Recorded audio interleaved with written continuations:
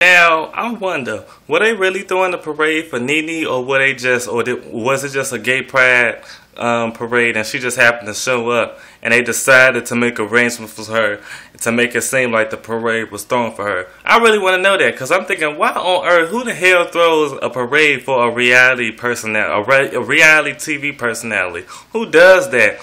Whatever the fuck, they did in fact do it, and it aired tonight.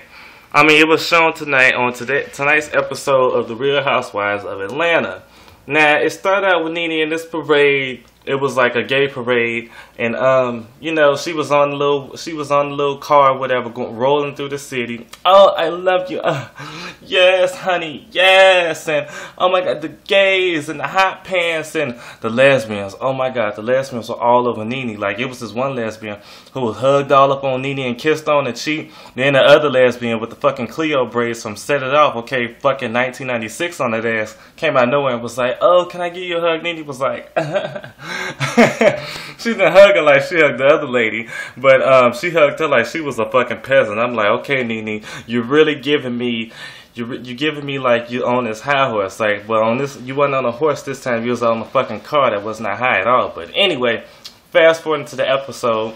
Kandi, Phaedra, and Kenya all go out to dinner, and then they talk about Kenya fucking just being a complete bitch at the Jet Magazine open call for the next Jet Magazine Beauty of the Week. And of course, she gave Kandi and Phaedra the abridged version of the story. She didn't really tell them what went down. She wasn't telling them how she was being rude, condescending, insulting, and disrespectful. She left all that out. But she really tried to make it seem like Cynthia was like this weak bitch. Like, Cynthia was like saying some shit to you. Don't make it seem like she was just ignoring all the shit that you were saying. Like, she made it clear that this was her agency, and that this audition was being conducted here at her place of business, not yours. And bitch, don't try to fucking lie to me. Oh, Jet Magazine, they came and they called me and invited me to come be a judge. No, let Cynthia tell her, bitch, she was the one who invited your hoe ass, and you came in to act a fucking donkey on that ass. You deserve the biggest hee-haw that the Power 105 won the Breakfast Club could give you. But anyway, fast forward in, they talked about that. Kenya was cracking me up with the stuff that she had to say. I'm looking at the faces of Kandi and Phaedra, and they just cracking up. But really, I felt like they was laughing at Kenya. I felt Kenya was like giving them like, okay, we're not really going to be too much cool with this bitch, but we just going to have her around just so we can get a laugh or two out of her. Because if she's dogging Kenya out like that, she's pretty much going to dog y'all out the same way. So hopefully, well, not hopefully, but I'm pretty sure we'll see that further on down to the season. But okay, after the dinner, they start talking. They start showing Kandi and Todd. Kandi and Todd relationship. It's like, I want more romance. It's like, stop showing me like these awkward moments, because it just seemed like it's kind of putting on. Like, it don't seem genuine. Like, show me some stuff where y'all getting on each other's nerves, or he's getting on your nerves, or you may be getting on his nerves. Like, show me some of that. Don't be showing this stuff like y'all is just so happy fucking go lucky. Like, that gets boring after a while. Like, Kim and Croy, like, show me like when y'all arguing, disagreeing, disappointing each other. Something. Like, don't let Nene and Greg be the only two people. Oh, and Cynthia and Peter having the only two couples going through something. Like, show us some shit where y'all like getting on each other's nerves, because all this happy-go-lucky shit is starting to become. Hold on.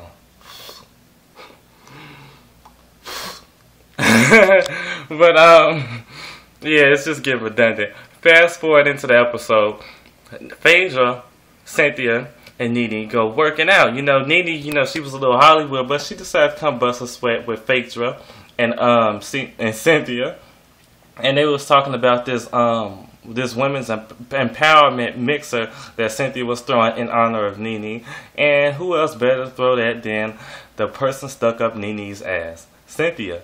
But her own personal vibrator, since she doesn't want to buy candies. But anyway, they was talking about, they got on the subject of Kenya, and Cynthia pretty much gave the real story. And, Phaedra was like, there's two sides to every story, and somewhere in the middle lies the truth.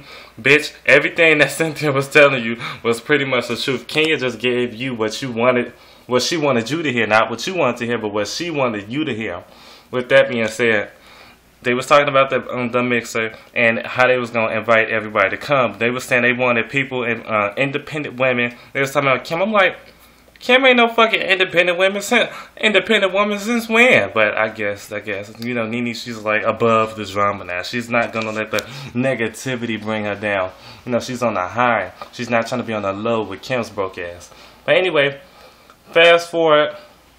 They had, I don't know who the fuck Kenya is screwing at Bravo for all this fucking airtime she's getting, but I could have sworn as soon as they came back from commercial with Phaedra, Cynthia, and Nene, a whole fucking segment was dedicated to Kenya and her boring ass date with Walter, getting annoyed with him over him asking Candy out. Like, he asked Candy out, she shut him down, bitch, that's it, move on. He's not gonna like be jumping down your throat for everybody that you could have been with but you weren't. Like, that makes no fucking sense. Anyway, it was so fucking boring. Like, I'm like, okay, are they gonna fast forward to Candy again? Or are they gonna fast forward to Nene? Like, something. What the fuck we need a fucking whole 5 minutes of Kenya and her boring ass dude she casually dating on and off for 2 years. Like, nobody wanted to fucking see that shit. I was so disappointed. I'm like, okay, they done. We about to move on to the next housewife. No, we went to another fucking commercial. I'm like, really? I could have paused this shit on my DVR, waited 5 minutes, pressed play, fast forwarded to the shit that I wanted to see. It was so fucking boring. It threw me off. For 5 minutes of my life, I could never get back. Anyway, fast forward to the climax of the episode. We got the women's empowerment mixer. All the ladies show up. Kim, I just feel like I would rather you stay at home, because let it be one of my events, bitch, and you decide to be there for 5 fucking minutes. Then you want to leave. Like, if you had a prior engagement that was clearly more important than this one, you should never even come. Like, I would have completely understand, like, you and your husband went to dinner. But for you to just show up like, oh my God, I gotta go. That was not needed. But anyway, she did end up leaving, and she ended up bumping right into Kim. And Nene was like, oh, I didn't even know who I was speaking to. And then it was funny to me because it was like, had she known it was Kim and Sweetie broke ass, she probably would have kept on going. I mean, let them keep on going. But she didn't. She stopped and asked them to show up. I mean, to come back for 5 minutes. Anyway, Kim was like, oh, fuck that. I gotta go. She was like, fuck you, bitches. And then she left. But that was okay because the show still went on. And I loved it, like, when after Cynthia gave her long ode to Nene, Kenya got on the mic, well, enough of the clown show. Cynthia was like, and then on Candy's face, you know, she was sipping on her little margarita. She was like, and she started going on her little speech and talking about some, oh, let's be kind and good to one another. How are you doing that when you just clearly disrespected Cynthia at her event again? Like, bitch, you was on the roll, and I can't wait to see if the third time gonna be the charm on the next episode. But it seems like it's not gonna be with you and Cynthia. It's gonna be you and Portia getting into that ass, because Cynthia, you know, people are saying that she really didn't have a backbone from last season, but it seems to me that Cynthia ain't taking no shit off this bitch. Because it seems to me Cynthia is one of the women who would take a lot of shit off their man, somebody that they fucking feeding and financing. But if it's just some bitch off the street, they ain't having it. Because last season, Cynthia really didn't even get into it with any of the cast members for everybody calling her weak. She may be weak with her husband, but I'm definitely sure she's gonna be strong with the women on the show. I mean, she was when she was getting into it with Kim on a reunion, which totally took me by surprise. I fucking loved it, but it took me by surprise nonetheless. And now I think she's definitely going to be taking it to Kenya, because when Kenya was talking to Nene, she hurried up and went over there like, excusing women out the way, like, oh, excuse me, I gotta go be clear. And she went to go be clear with Kenya's ass. And I just can't wait to see how many times they're gonna get into it and who's gonna come out the victor. Because it seems like Kenya did get in. If you add it up and subtract, Kenya came out the winner again. So we'll see what happens next episode. They're going to be introducing Portia finally. I was thinking like, okay, it's going to be the second episode. The first episode, they introduced the first new housewife. So the second episode introduced the second one. But they didn't. But that's fine, because I'll wait another week for Portia. But anyway, tell me what y'all think. Follow me on Twitter at VicChambliss. That's VicChambliss. And pieces. Y'all just wrote the Maverick. I said pieces. Peace.